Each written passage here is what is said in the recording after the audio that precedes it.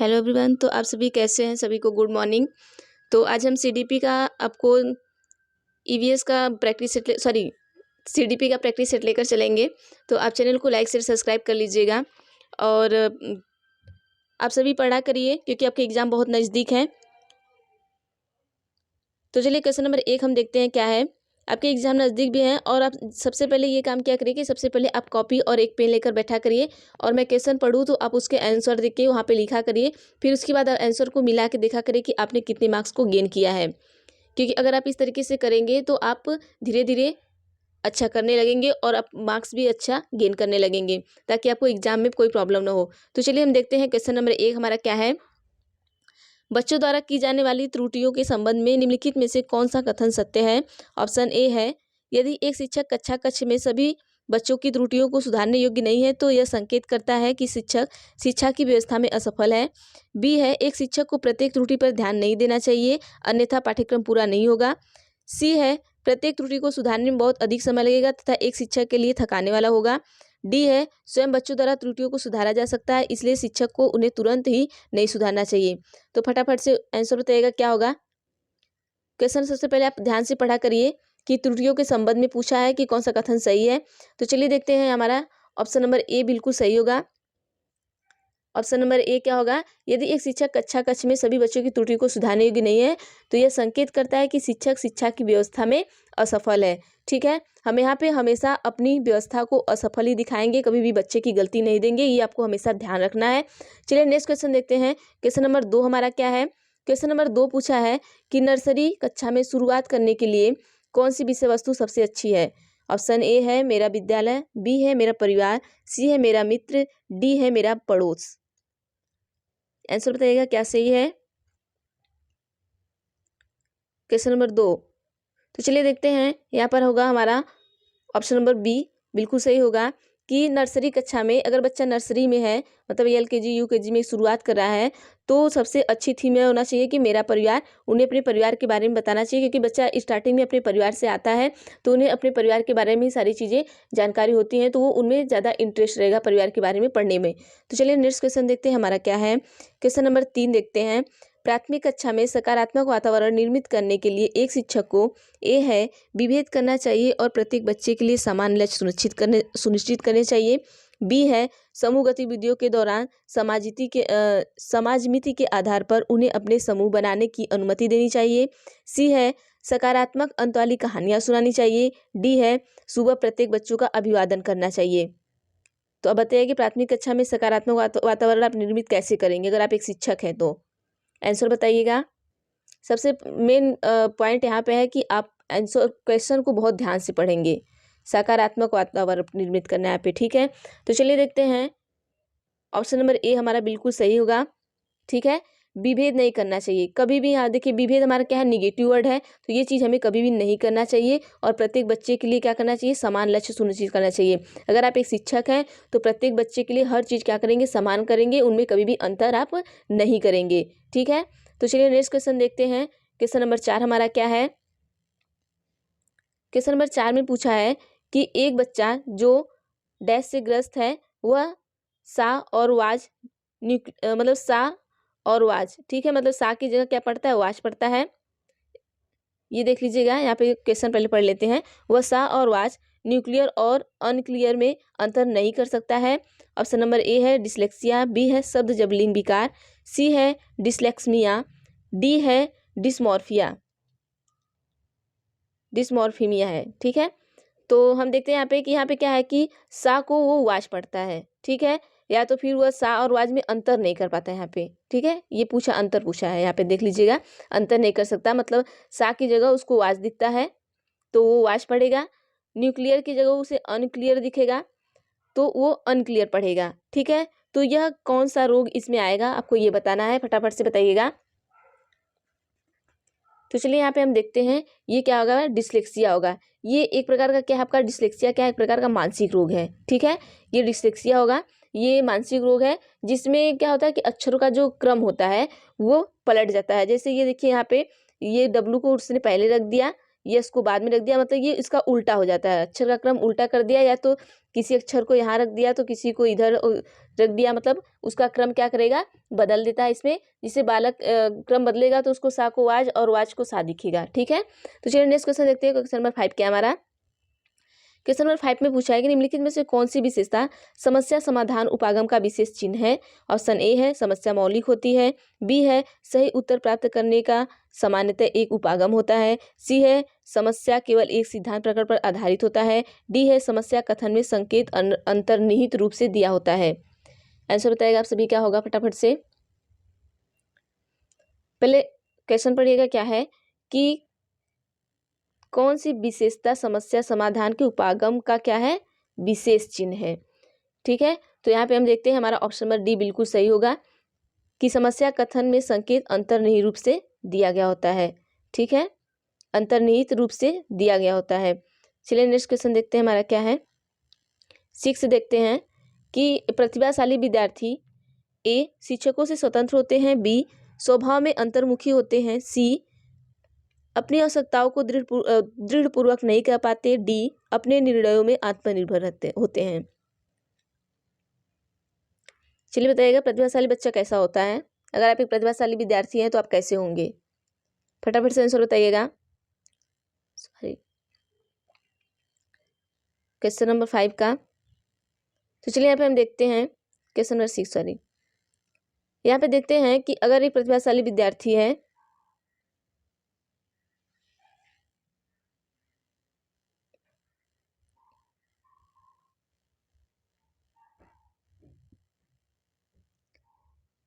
चलिए देखते हैं कि यहाँ पे क्या करेगा। प्रतिभाशाली जो विद्यार्थी है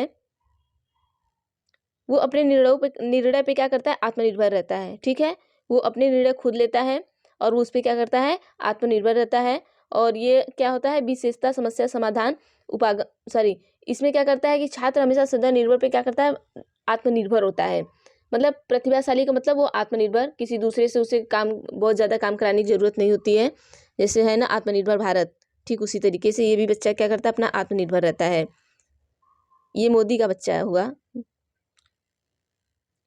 तो चलिए देखते हैं, चिंतन के सूचना प्रक्रमण सिद्धांत में निम्नलिखित चरण आते हैं। ऑप्शन ए है प्रतिक्रिया क्रियान्वयन, ख है प्रतिक्रिया चयन, ग है श्रेणीकरण, घ है पूर्व प्रक्रमण। इन चरणों का सही क्रम है, तो इसमें बताइएगा कौन पहले आएगा। ठीक है, आंसर बताइएगा। ऑप्शन ए है ग घ ख क, बी ख घ ग क, सी ग क घ ख, डी ग घ ग ख क। इसमें क्या आंसर सही आएगा बताइएगा। तो चलिए यहाँ पे देखते हैं हमारा क्या आएगा। ऑप्शन नंबर डी बिल्कुल सही होगा। आइए देखते हैं कैसे सही होगा। ये चिंतन की सूचना प्रकरण सिद्धांत का चरण जो है वो देखिए किस तरीके का होता है। सबसे पहले क्या आता है आपका, पूर्व प्रक्रमण आता है। सबसे पहले इसमें क्या आता है, पूर्व प्रक्रमण आता है।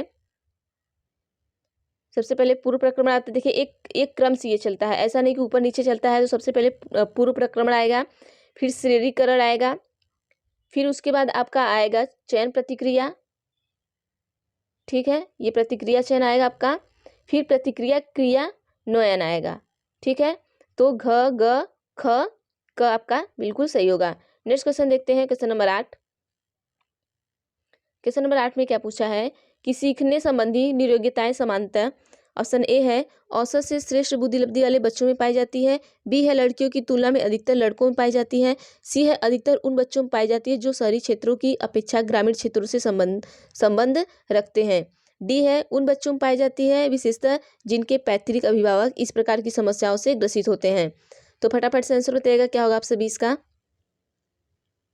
क्वेश्चन नंबर 8, सीखने संबंधित निर्योग्यता देखिए आपको पूछा है। निर्योग्यता, योग्यता नहीं पूछा है, निर्योग्यता पूछा है। तो चलिए देखते हैं यहाँ पे हमारा ऑप्शन नंबर डी बिल्कुल सही होगा कि उन बच्चों में पाई जाती है विशेषतः जिनके पैतृक अभिभावक इस प्रकार की समस्या से क्या होते हैं, ग्रसित होते हैं। देखिए ये क्या करता है, एक पीढ़ी से दूसरी पीढ़ी में चलता रहता है। तो ये उसी तरीके के बच्चे में पाए जाते हैं जिनके जो अभिभावक हो गए, मतलब जो उनकी अगली पीढ़ी होगी वो इस प्रकार की समस्या से क्या होगी, ग्रसित रही होगी। चलिए नेक्स्ट क्वेश्चन हम देखते हैं हमारा क्या है। Question number 9। क्वेश्चन नंबर 9 पूछा है कि मोनिका जो गणित की शिक्षिका है राधिका से एक प्रश्न पूछती है। यहाँ पे देखिए प्रश्न पूछते जाइए और अपने पे खुद पर काउंट करने जाइए कि आप मोनिका हैं और आप राधिका से क्या कर रही हैं, प्रश्न पूछ रही हैं। राधिका कोई उत्तर न मिलने पर वह तुरंत मोहन से दूसरा प्रश्न पूछती है। अगर राधिका ने कोई उत्तर नहीं दिया है तो आप क्या करती हैं, मोहन जो लड़का है उससे दूसरा क्वेश्चन पूछती हैं। जब उसे महसूस होता है कि मोहन उत्तर बताने में संघर्ष कर रहा है तो वह अपने प्रश्न के शब्दों को बदलती हैं। ठीक है, जब मोहन क्या कर रहा है कि प्रश्नों का क्या कर रहा है कि उसमें संघर्ष हो रहा है या नहीं बता पा रहा है तो अपने शब्दों को क्या कर रही है, बदल दे रही है। मोनिका की यह प्रवृत्ति प्रदर्शित करती है कि वह, देखिए पहले हम क्वेश्चन को समझा देते हैं कि पूछना क्या चाह रहा है, फिर हम ऑप्शन को देते हैं। ठीक है, राधिका से प्रश्न पूछती हैं। राधिका क्या है, लड़की है। मोहन क्या है, लड़का है। ठीक है, उन्होंने क्या किया, लड़की से प्रश्न पूछा, उसने नहीं बताया, उन्होंने उससे कुछ नहीं बोला, तुरंत पलट के वो लड़के के पास आई और लड़के से प्रश्न पूछा, जब उसने नहीं बताया तो उन्होंने क्या किया यहाँ पे कि लड़के के लिए क्या किया, शब्द को बदल दिया। अब यहाँ पे क्या प्रदर्शित करता है, आइए हम यहाँ पे क्वेश्चन आपको ऑप्शन देखते हैं क्या है। तो चलिए ऑप्शन देखते हैं। इस तथ्य से पूर्णतः परिचित है कि राधिका सवालों के जवाब देने योग्य नहीं है। बी है, अपने सवाल के प्रति थोड़ा घबरा गई है। सी है, मोहन का पक्ष लेकर लिंग भूमिका की रूढ़िबद्धता को बढ़ावा दे रही है। डी है, राधिका को किसी उलझनपूर्ण स्थिति में नहीं डालना चाह रही हैं। आंसर बताइएगा आप सभी क्या होगा। अब हमने आपको क्वेश्चन भी समझा दिया है, तो चलिए देखते हैं यहाँ पे हमारा ऑप्शन नंबर सी बिल्कुल सही होगा। देखिए कभी भी लड़का लड़की या लिंग में कभी भी भेद किया जाए तो क्या होगा कि मोहन क्या होगा, लिंग भूमिका में भेद किया जाए तो क्या है, रूढ़िबद्धता। ठीक है, लिंग भूमिका में रूढ़िबद्धता होगा। और ये क्या कर रही है, यहाँ पे लड़के लड़की में भेद कर रही हैं तो ये रूढ़िबद्धता को क्या कर रही हैं, बढ़ावा दे रही हैं। तो चलिए नेक्स्ट क्वेश्चन देखते हैं हमारा क्या है। क्वेश्चन नंबर 10 देखते हैं क्या है कि सीखने के लिए आकलन निम्नलिखित का ध्यान रखता है सिवाय ए, विद्यार्थियों की क्षमताएं, बी, विद्यार्थियों की आवश्यकताएं, सी, विद्यार्थियों की त्रुटियां, डी, विद्यार्थी की अधिगम शैलियां। फटाफट से आंसर बताइएगा क्या होगा। सीखने के लिए आकलन, क्वेश्चन आप ध्यान से पढ़ा करिए तभी आप आंसर सही से दे पाएंगे। सीखने के लिए आकलन पूछा है तो का ध्यान रखता है सिवाय, मतलब इन चारों में से किसके सिवा सीखने का आकलन ध्यान रखता है। ठीक है, विद्यार्थी की क्षमता इसका ध्यान रखता है, विद्यार्थी की आवश्यकता इसका भी ध्यान रखता है। ठीक है, तीसरा क्या है आपका, विद्यार्थी की अधिगम शैलियाँ, सॉरी यहाँ पे क्वेश्चन नंबर 1 से हम देखते हैं। विद्यार्थी की अधिगम शैलियाँ का ध्यान रखता है, विद्यार्थी की त्रुटियाँ इसका भी ध्यान रखता है, लेकिन तो ये देखिए विद्यार्थी की आवश्यकता का ध्यान रखता है। देखिए ये सीखने का आकलन पूछा आपको यहाँ पे, सॉरी आप यहाँ पे बना लीजिएगा इसको। ऑप्शन नंबर 2 हमारा बिल्कुल सही होगा कि ये विद्यार्थी की आवश्यकता का ध्यान नहीं रखता है कि विद्यार्थी को क्या चाहिए क्या नहीं चाहिए। सीखने का जो है वो आकलन जो है उनकी त्रुटि, अधिगम शैली, इन सारी चीज़ों पर, उनकी क्षमताओं पर क्या करता है, ध्यान रखता है। तो चलिए नेक्स्ट क्वेश्चन हम देखते हैं। नेक्स्ट क्वेश्चन हमारा क्या है कि एक समान जुड़वा भाइयों में से एक को सामाजिक आर्थिक रूप से धनाढ़ परिवार द्वारा गोद लिया जाता है और दूसरे को एक निर्धन परिवार द्वारा। 1 वर्ष के बाद उनके बुद्धि लब्धांत के बारे में निम्नलिखित में से क्या अवलोकित होने की सर्वाधिक संभावना है। तो चलिए देखिए अब क्वेश्चन पहले हम समझ लेते हैं फिर ऑप्शन देखते हैं क्योंकि ऑप्शन यहाँ पे ढक गया है। तो चलिए देखते हैं क्या है कि एक समान जुड़वा भाइयों, मतलब 2 जुड़वा भाई हैं। ठीक है, उनमें से एक को क्या किया गया है, आर्थिक रूप से धनाढ़ परिवार में, मतलब कि उसे अलग परिस्थिति में रखा गया है और दूसरे को निर्धन परिवार में, मतलब इन्हें दूसरे परिस्थिति में रखा गया है। अब क्या होगा कि 1 वर्ष बाद, मतलब ये अलग वातावरण में है, ये अलग वातावरण में है। अब 1 वर्ष बाद उनके बुद्धि लब्धांत के बारे में निम्नलिखित में से कौन अवलोकित होने की सर्वाधिक संभावना है, मतलब अब उनकी बुद्धि लब्धांत के बारे में क्या हो रहा है, अवलोकन किया जाएगा। तो देखिए यहाँ पे ऑप्शन क्या है, चलिए देखते हैं। ऑप्शन नंबर 1 है दोनों समान रूप से अंक प्राप्त करेंगे। बी है धनी सामाजिक आर्थिक परिवार वाले लड़के की अपेक्षा निर्धन परिवार वाला लड़का अधिक अंक प्राप्त करेगा। सी है सामाजिक आर्थिक स्तर बुद्धि लब्धांत को प्रभावित नहीं करता। डी है निर्धन परिवार वाले लड़की की अपेक्षा धनी सामाजिक आर्थिक परिवार वाला लड़का अधिक अंक प्राप्त करेगा। देखिए यहाँ पे क्या पूछा है कि एक गरीब घर पे दोनों भाई हैं, पैदा हुए हैं, लेकिन एक गरीब घर चला गया है और एक अमीर घर चला गया है। इन दोनों का वातावरण चेंज हो गया है, तो अब इनमें से कौन सा सही होगा ये पूछा है। तो आंसर बताइएगा फटाफट से आप सभी। चलिए यहाँ पे देखते हैं, हमारा ऑप्शन नंबर सी बिल्कुल सही होगा। ठीक है, ऑप्शन नंबर सी हमारा क्या होगा, बिल्कुल सही होगा कि सामाजिक आर्थिक स्तर बुद्धि लब्धांक को प्रभावित नहीं करता है। ठीक है, आप कभी भी जो बुद्धि लब्धांक है आपका, वो सामाजिक आर्थिक चीज़ें कभी भी आपको ये प्रभावित नहीं कर सकती कि नहीं हम अमीर परिवार में हैं तो जो हमारी बुद्धि लब्धि है वो हमारी बहुत ज़्यादा हो जाएगी, अगर हम गरीब में हैं तो हमारी बुद्धि बहुत कम हो जाएगी, ऐसा बिल्कुल नहीं है। चलिए नेक्स्ट क्वेश्चन हम देखते हैं। नेक्स्ट क्वेश्चन क्या पूछा है, क्वेश्चन नंबर 12, निम्नलिखित में से कौन सा सूक्ष्म गतिक कौशल का उदाहरण है। ऑप्शन ए है दौड़ना, बी है लिखना, सी है चढ़ना, डी है फुदकना। आंसर बताइएगा फटाफट से आप सभी। क्वेश्चन नंबर 12, तो चलिए यहाँ पे हम देखते हैं क्वेश्चन नंबर 12 में क्या है आपका। ऑप्शन नंबर बी हमारा बिल्कुल सही होगा। ये क्या हमारा सूक्ष्म गतिक कौशल है। सूक्ष्म गतिक कौशल में कौन कौन से कौशल आपके आते हैं, जैसे हो गया लिखना, लिखना हो गया, लिखना सूक्ष्म गतिक कौशल के अंतर्गत आता है। ठीक है, दौड़ना, चढ़ना, फुदकना ये क्या आता है,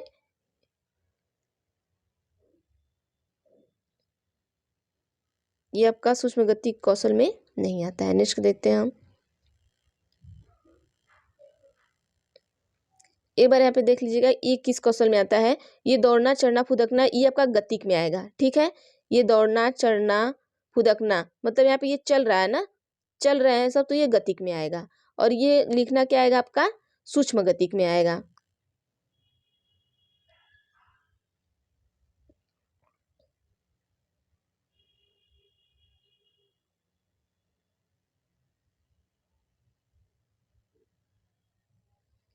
एक सेकेंड रुकिएगा, ये क्वेश्चन गलत है शायद, हम इसको फिर से करवा देते हैं। देख लीजिएगा, निम्नलिखित में से कौन सा सूक्ष्म गतिक कौशल का उदाहरण है। ठीक है, ऑप्शन ए है दौड़ना, लिखना, सी है चढ़ना, फुदकना। मतलब देखिए यहाँ पे क्या पूछा है, गलती हो गया, हमने दूसरा पढ़ लिया। तो सूक्ष्म गतिक कौशल का उदाहरण पूछा है। ठीक है, तो यहाँ पे आपका क्या होगा कि सूक्ष्म गतिक का कौशल क्या होगा आपका, बी होगा। ठीक है, ये हमने सही बताया है। और सूक्ष्म गतिक कौशल शारीरिक क्रियाओं से है।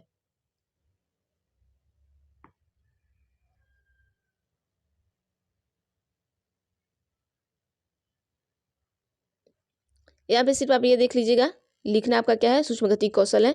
चलिए नेक्स्ट क्वेश्चन देखते हैं हम आपको। क्यूआगस्की के सिद्धांत का निहितार्थ है। ऑप्शन ए है प्रत्येक विद्यार्थी को व्यक्तिगत रूप से दैत्य कार्य देना, बी है प्रारंभिक व्याख्या के बाद कठिन सवालों को हल करने में बच्चे की सहायता न करना, सी है बच्चे उन बच्चों की संगति में श्रेष्ठतम रूप से सीख सकते हैं जिनका बुद्धि लब्धांक से कम होता है, डी है सहयोगात्मक समस्या समाधान। क्वेश्चन क्या पूछा है, देखिए वाइगोत्स्की के सिद्धांत का निहितार्थ पूछा है इन्होंने। तो यहाँ पे हम देखते हैं कि हमारा क्वेश्चन क्या सही होगा। तो ऑप्शन नंबर हमारा डी बिल्कुल सही होगा कि सहयोगात्मक समस्या समाधान। ठीक है, वाइगोत्स्की का सिद्धांत का जो निहितार्थ है वो क्या है, सहयोगात्मक समस्या समाधान। एक सेकेंड, ऑप्शन नंबर डी बिल्कुल सही होगा हमारा, यहाँ डी पे टिक कर लीजिएगा। चलिए नेक्स्ट क्वेश्चन देखते हैं हमारा क्या है।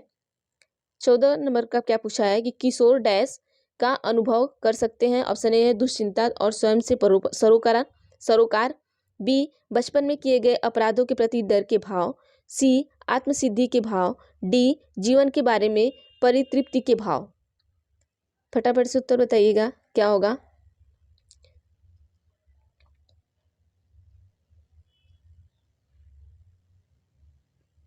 चलिए यहाँ पे हम देखते हैं कि हमारा क्या है।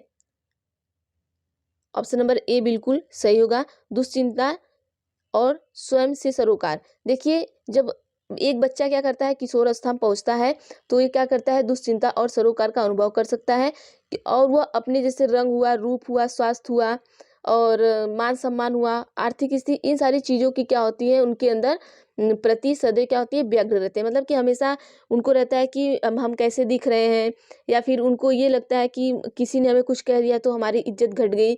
जब आप एक किशोर अवस्था में जाते हैं, या अगर आप देखिए अगर आप किशोर अवस्था में हैं, अगर आप जा रहे हैं वहाँ पे और आपका फ्रेंड है आपको गाली दे के चला गया, तो वहाँ पे आपको लगता है कि ये क्या किया, मेरे सम्मान को क्या किया, बहुत ठेस पहुँचाया है, आप वहाँ बहुत ज़्यादा क्रोधित हो जाते हैं। तो किशोरावस्था में ये चीज़ें होती रहती हैं, दुश्चिंता और स्वयं से सरोकार। ठीक है, नेक्स्ट क्वेश्चन देखते हैं हमारा क्या है। क्वेश्चन नंबर 15, शारीरिक रूप से सक्षम बच्चों को सामान्यतः होता है, ए डिस्थीनिया, बी डिसकैलकुलिया, सी डिसलेक्सिया, डी डिसग्राफिया। क्वेश्चन पढ़िएगा क्या पूछा है, शारीरिक रूप से सक्षम बच्चों में। चलिए देखते हैं यहाँ पे। देखिए डिस्ग्राफिया कोई रोग नहीं है, ठीक है। यहाँ पे ऑप्शन नंबर डी होगा कि डिस्ग्राफिया क्या है हमारा, कोई रोग नहीं है। डी हमारा बिल्कुल सही होगा। ये क्या है कि कोई रोग नहीं, ये एक प्रकार का क्या होता है, विकार होता है, जो शरीर में क्या होता है कि बच्चे में पाया जाता है। और ये मतलब कि इससे आपका लिखावट हो गया और समझने की क्षमता पे क्या होता है, इसमें असर पड़ता है।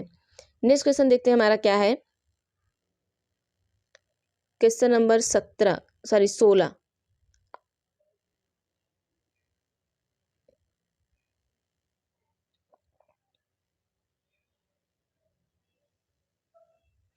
चलिए देखते हैं। आंशिक पुनर्बलन, ऑप्शन ए है सतत पुनर्बलन की अपेक्षा कम प्रभावी होता है। बी है वास्तविक कक्षा कक्ष में अनुप्रयुक्त नहीं किया जा सकता। सी है पशुओं को प्रशिक्षित करने में सर्वाधिक कार्य करता है। डी है सतत पुनर्बलन की अपेक्षा अधिक प्रभावी होता है। तो इस क्वेश्चन का आप सभी हमें आंसर देंगे कमेंट बॉक्स में कि आंशिक पुनर्बलन क्या होता है, ठीक है। तो चलिए आज के लिए बस इतना ही। अब हम डेली 15-15 क्वेश्चन ही लाएंगे, क्योंकि वीडियो बहुत बड़ी हो जाती है। आपको भी सारे सब्जेक्ट पढ़ने में प्रॉब्लम होते हैं, क्योंकि अब हम सारे सब्जेक्ट डेली डेली वीडियो बनाकर डाल रहे हैं। तो आप सभी देखिएगा। 500 की सीरीज को हम पूरा कंप्लीट कर देंगे, और आप 500 की सीरीज को पढ़िएगा, क्योंकि ये 500 की सीरीज अगर आप पढ़ के एक बार चले गए तो वहाँ पे क्या होता है कि सीटेट में क्वेश्चन को क्या करता है, दोबारा रिपीट करता है। तो चलिए चैनल को लाइक शेयर सब्सक्राइब कर लिया करिए आप सभी।